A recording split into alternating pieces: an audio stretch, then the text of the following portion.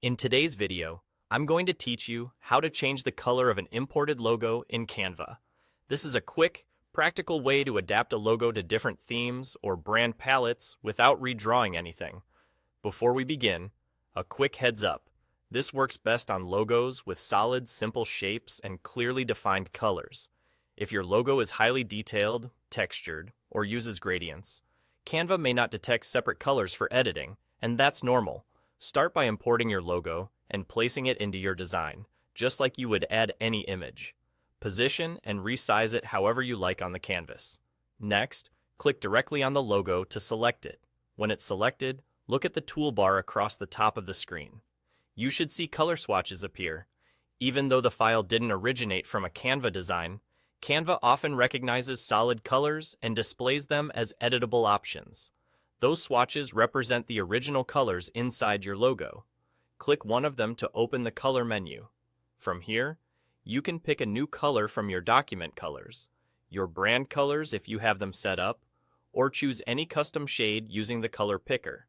If you want a precise match, you can enter a hex code.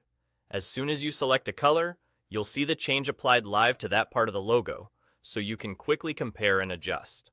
Work your way through each swatch to update all the colors you want to change. This lets you test different combinations, create a light or dark version, or customize the logo for seasonal campaigns. If you make a change you don't love, simply use undo or switch back to the original shade from the same menu.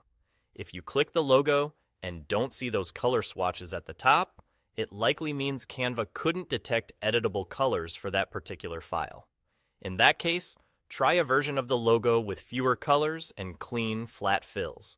High contrast designs are recognized more reliably, and simple shapes usually give you the best results.